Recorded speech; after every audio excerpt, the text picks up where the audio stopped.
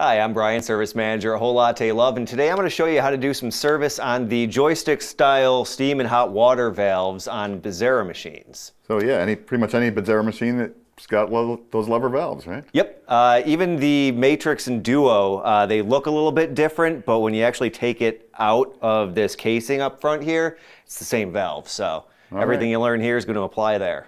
All right, let's take a look. All right. So this is on the BZ13. Get access to here, we're going to need to lift up the first tray. And we've got 2 Phillips head screws. Pop those guys off. I know we've kind of simulated a droopy lever here, right? So if you got that issue, I'll show you how to take care of that. It's one of those things that'll happen over time. Not always, but can. Things just start to get loose over time from constantly moving it up and down. So this is actually a really quick and easy thing to rectify. So first thing we're going to do is address that. Okay. So we have a nut right on the back side here, that front panel. It's a 22 millimeter nut. Just got to get your good angle there. And what we're going to do is just loosen that back a little bit towards the inside of the machine, and then we're going to tighten down this front nut. And as you'll notice, every little bit you go, it gets a little bit less droopy. The one thing to keep in mind when you're doing this is that you don't want to go too stiff, because if you do, every time you move this in a little bit more, it's bringing more and more tension on the valve that actually seals it. So the opposite end of this is if you have a leak coming out of here, the first thing that you could try is to go the other way. Go the other way. Loosen that up a little bit and then tighten back on the inside and see if that stops the leak. Okay. That would apply. I mean, if this is really loose and it's leaking from here, then it's probably the seal inside. But if you're really stiff up front here, that's most likely going to be why you're leaking down there. Okay. So keep going with this. Got that loose. We've got a 16 millimeter right here. Bring it in to be able to service that seal and that kind of thing. Exactly. Take the whole valve and the arm right out of there, right? Yep. So that is your front joystick part. I will also say if you needed to take just your handle off, like if you're converting to those nice wooden ones, sometimes you try and turn it and the whole thing's moving. If you twist it or lock it into position and then turn it, it'll break free. Okay. So if you ever need to take that handle off, that's how you would get it off with no fuss.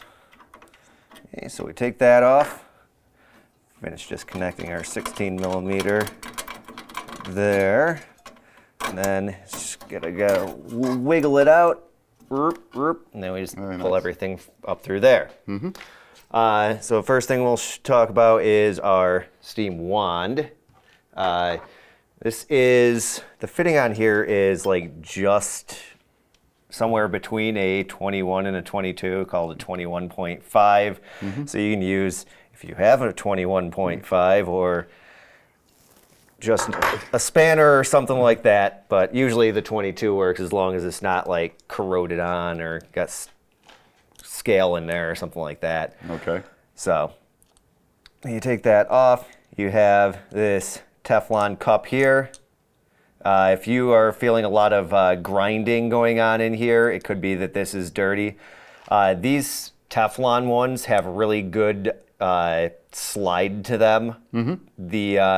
Some manufacturers use the brass style ones of these. Those are not as smooth. On those, you would typically put a little bit of lubricant here. Generally, I leave these clean, no lubricant, because if you put a little bit of lubricant, a very small amount is often overboard on these, and you'll end up with a super droopy wand. Okay. So just keep it clean and don't lubricate that, and that's the best way to go. If you do have a droopy wand, you can also take this spring off, and if you put a flathead on one end and a flathead on the other end, And you just I only have one with me, so. Yeah. Then you just pull them apart and just stretch it out a little bit. Yep. So that'll help also with the droops. And that's really all there is to up there. You've also got a seal, it's very hard to see, I think, down inside the lower portions, like right in here. And that creates the seal between the ball and there. And depending on what era your machine is from, some of them are rubber O-rings, some of them are Teflon seals, so it kind of depends on what age your machine is, what you'll have in there. Okay.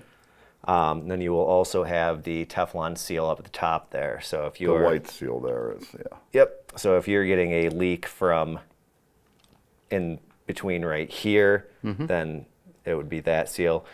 It don't normally go bad, so it may just be getting loose from use. So if you just tighten it down a little bit, you should probably fix that right up. Okay.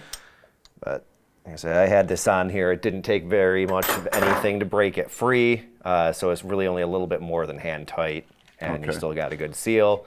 And as you can tell, it takes a lot of shaking to make it droop around. It's not droopy. So okay, beautiful.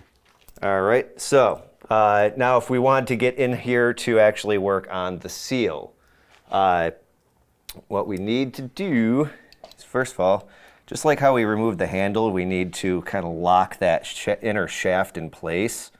So you put it in so it's snug, and then a little too snug. Find the locking position. There it is. Okay. I'll show you more about that locking position in a minute when we're putting everything back together. You have these nuts on the back here. It's a 19 millimeter. Hand tight. There's no sealant in there. It's just a ring right there that I think I just broke. So we may need to fix that. We can replace that O-ring in there if it starts leaking from the back portion over here. Okay. So keep an eye on that. And on the inside here, you'll see you have space for a little slotted driver. It goes right in there. And just a few turns. Doesn't take a whole lot. You'll notice it start to wobble. And it's important that you have that valve locked like that, right? Yes. Because you got to engage some threads in there. Yeah. Yep. That's. It'll be much easier to show than to tell. Okay. But when you look at it from here, this is the seal that we're talking about, and you can see in the middle of there are threads. So if you look down straight to the center there, there's the threads. So if I didn't have this locked into position when I'm trying to turn that, that right off there. Pay close attention to what comes out here. Sometimes they come out separate a little bit. Okay. Here it is important. So if this wasn't locked into place, because this is where the joystick connects, then as I was trying to turn that part to loosen it up, I'd just be turning the entire assembly and it'd never come unscrewed. Okay. So that's why you got to lock it in place. Okay. So inside here you have a little conical gasket there. You have the washer and you have the spring. So just make sure that you have all that put back together in the correct orientation. Okay. Okay. And servicing that, we're just cleaning that out, or yeah, just clean it out. Takes a long time for some of these parts to generally start to really wear out. You can stretch out this spring a little bit if you are getting really floppy, and like I said, if you try tightening it and it just is causing it to leak instead of actually being a stiff joystick again, you can try just stretching out that spring, which would also work. That's really about all there is to do inside there. If it's in really bad condition, you just got to replace some of that stuff. So you can lubricate that so that you're not getting like a grindy sound when you're moving your joystick. There's usually a fair amount of lubricant still in there, but if you need to add a little bit more, it doesn't hurt anything. It just prolongs the life of it. So what we're going to do is get this back on. You do need to have this back on so that it's pushing it in. I don't know if you can really tell, but as I'm turning this, that's pushing that center post back in. So enough tension on there. Drop that back in there.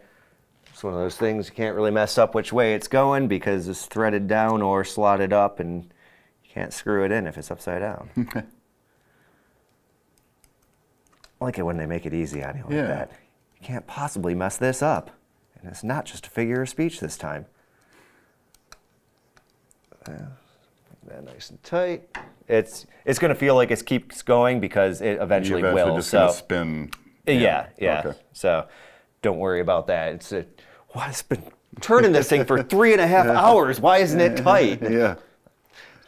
It just won't be like that. It just won't be like that.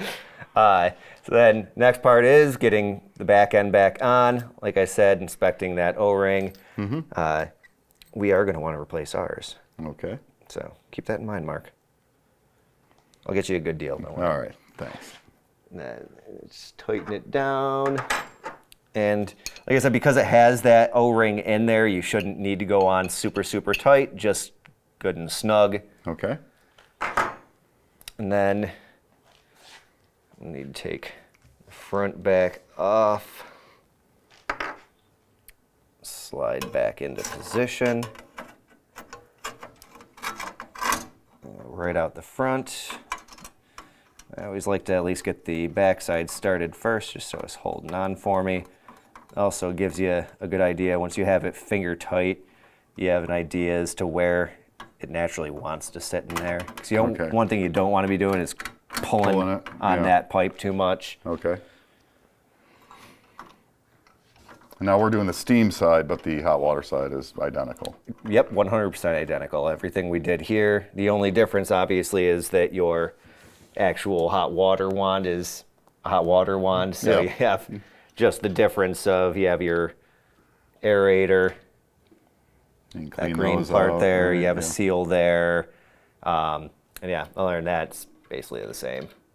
You still got the same little Teflon gasket at the top with the spring and everything for tension, so same rule applies for that.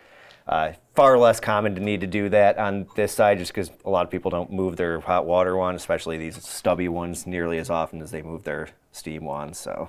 Sure. All right, so tighten down. 16 a little bit more. Go. All right, so now I'm looking for just that right feel. This feels way too loose. Tighten that up. That's nice and tight, and a little bit more so I don't have that jiggle, and that's where I want it. You want it so that it's like just past the point of no longer jiggling, and that's the best place to try and start. If when you turn the machine on, I always recommend leaving the top tray off here just so you can check to make sure you have no leaks in here. And then either way, you'll notice if you got some leaks coming out the front there, I'm assuming. But if you do have a leak in there, then all you have to do is just reach in, and I would suggest doing this with a glove because these parts do get hot. So loosen up just a little bit here and adjust it whichever way you need to adjust it, make it steam or stop steaming. So, and just make sure you got that in there nice and snug so it doesn't start getting loose and you don't wind up with that wobbly floppy joystick again. Now reorienting the up-down here. Yes. Right? So right now it just actually oriented itself like that, just how I wanted it. So if you don't want it that way, you like to smack it that way and have it lock into place. Find wherever it currently locks into place and rotate it. Now every time it'll be there. So if you want it there, go there. You want it there. Just got to turn it to wherever it is that you want it to be. All right. It's pretty easy. All right. Well, Brian, thanks so much for taking us through that. Yeah, not a problem.